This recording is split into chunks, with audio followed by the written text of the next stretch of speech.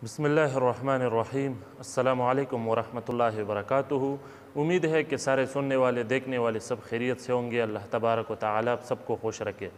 दोस्तों, ये तकब्बुर कितना बड़ा नापसंदीदा चीज़ है अल्लाह तबारक व तआला के नज़दीक, और ये अल्लाह तबारक व तआला के नज़दीक कितना बड़ा गुनाह है, उसका अंदाज़ा अब आपको पता चल जाएगा जब मैं आपके सामने एक अजीब वाक़या पेश करूँगा। तो दोस्तों, इमाम गज़ाली रहमहुल्लाह उसने एक वाक़या लिखा है कीमिया सआदत में, ये उसकी किताब है, मेरे पास है।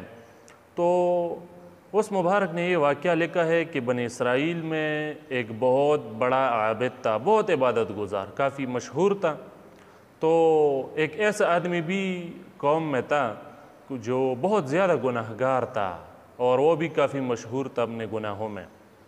तो हुआ कुछ यूँ कि जब एक बार वो जो फासिक आदमी है वो कहीं जा रहा था, तो उसने देखा कि सख्त धूप में वो आबिद जो ज़्यादा इबादत गुज़ार था वो बैठा है, और अल्लाह तबारक व तआला ने उसके लिए एक बादल मुकर्रर किया है, और वो बादल का जो टुकड़ा है वो उसके सर पर खड़ा है और उसके लिए बिल्कुल साया बनाया है, और उसमें वो बड़े आराम से बैठा है। तो ये देखकर उसके दिल में एक ख़्याल आया कि चलो मैं भी उसके साथ इस साये में बैठता हूँ, क्या पता कि अल्लाह तबारक व तआला उसके बरकत से हम पर भी रहम फरमाए और हम भी नेक हो जाए। तो ये चूँकि ऐसा नियत करना भी अपने गुनाहों पर नदामत होती है, और अल्लाह तबारक व तआला अपना फ़ज़ल पर कर देता है। तो दोस्तों, उसने क्या किया कि चला गया और उस आबिद के साथ उस साये में, बादल के साये में बैठ गया।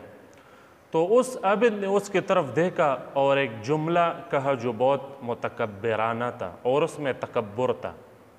तो उसने क्या कहा? उसने कहा कि ए रुस्वाए ज़माना, ए बदकार शख्स, मेरे साथ कहाँ आ बैठा? मतलब मेरे साथ क्यों बैठा आप मतलब इतना ज़्यादा गुनहगार हो, आप मेरे साथ क्यों बैठ गए? तो उसने ये जुमला अदा किया। तो अल्लाह तबारक व तआला को उसका ये जुमला पसंद नहीं आया, क्योंकि अल्लाह तबारक व तआला को तकब्बुर बिल्कुल पसंद नहीं है। हमको चाहिए कि हम ख़ुद से ये तकब्बुर का मादा बिल्कुल निकालने की कोशिश करें और ख़ुद से निकाले ये मादा। ये जो मैं है ना, मैं, और बिलखुसूस वैसे तो हर किसी को ख़ुद से तकब्बुर निकालना चाहिए, और बिलखुसूस जो सूफिया हज़रात है जो तसव्वुफ़ के साथ अटैच हैं, वो तो बिल्कुल ख़ुद को इस तकब्बुर से पाक ही कर ले तो उसके लिए बेहतर है, बल्कि ज़रूरी है। तो दोस्तों, जब उस आबिद ने ये जुमला कहा कि रुस्वाए ज़माना और बदकार शख्स, मेरे साथ कहाँ आ बैठा, तो ख़ुद उस गुनहगार को अपनी जगह से उठा दिया कि यहाँ मत बैठो। तो अल्लाह तबारक व तआला को ये जुमला उसका बहुत बड़ा नापसंद आया। तो जब वो यहाँ से रुखसत हुआ वो गुनहगार आदमी, तो अल्लाह का शान था कि वो बादल का जो टुकड़ा इस आबिद के लिए मुकर्रर था और उसके सर पर खड़ा था और उसके लिए साया किया था, वो टुकड़ा उस गुनहगार और फासिक आदमी के साथ चलने लगा और उसके लिए उसने साया कर दिया। तो ऐसा हुआ।